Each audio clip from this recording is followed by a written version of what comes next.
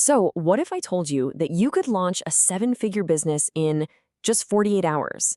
I know, it sounds absolutely insane. But according to the book Million Dollar Weekend, it's not just possible, it's actually way simpler than you think. We're going to break down exactly how you can do it. But first, let's be real for a second. If you're here, you've probably had that light bulb moment, that great business idea. Maybe you've got one swimming around in your head right now. So, what's the holdup?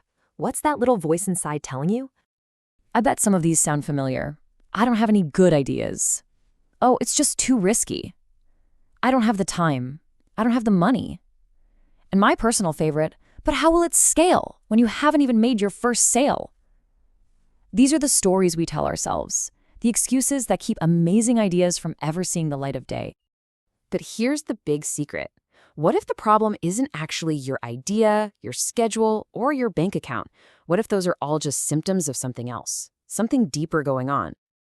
It all boils down to two fundamental fears. First, there's the fear of starting. We think it's this giant, risky leap, so we get stuck in research mode forever.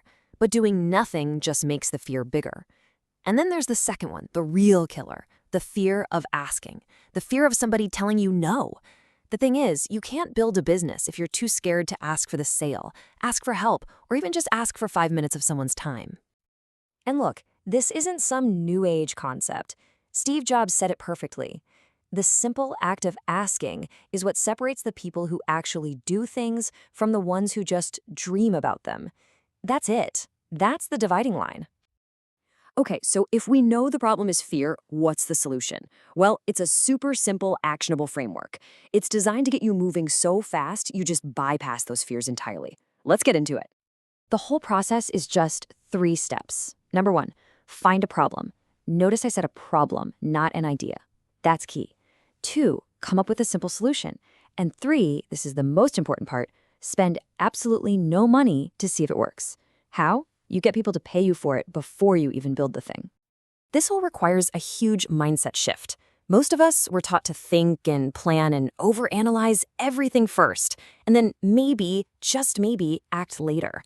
But successful entrepreneurs, they flip that script entirely. They act first and they figure it out as they go. The motto is now, not how. Just start, and the how takes care of itself. And that act-first mindset leads right into the core strategy of this whole thing, the customer-first approach. This completely turns the old way of starting a business on its head. Let me paint you a picture. The old way, founder first, is when you fall in love with your genius idea for a dog walking app. You buy the domain, design a cool logo, get totally overwhelmed by the details, and then you quit. The customer-first way, you find 3 dog owners and ask, hey, will you pay me to walk your dog this week? Maybe you find out their real problem isn't dog walking, it's finding a sitter when they travel. So you get a deposit for their next trip and boom, just like that, you have a real, validated business with paying customers before you spent a single dime. And this isn't just theory, okay? This right here is the very first version of AppSumo. The author, Noah Kagan, built this himself in a weekend for less than $50. He didn't build some massive, complicated website. He just found a problem. Startups want deals on software, and he put up this simple page with a PayPal button to see if anyone would actually buy. And you know what? They did. And if you're thinking, well, that's great for a tech guy, hold on. This works for anything. Take Jennifer Jones. She didn't write a giant business plan. She baked some cookies, snapped a photo, and posted it on Facebook asking if anyone wanted a holiday basket. That one post turned into a business that makes $1,000 a month. Okay, this is awesome. So you've talked to a few people, maybe you've even made your first dollar. That's huge. But the next question is always, how do you know if this little thing has the potential to be a big thing, a $1 million opportunity? Well, you don't need a fancy MBA or some complex spreadsheet. All you need is a quick reality check like this. You just look at Google Trends to see if people are searching for it, you use simple tools to guess the market size, then you multiply that by what you could charge. A service to set up home offices. Yeah. Huge potential.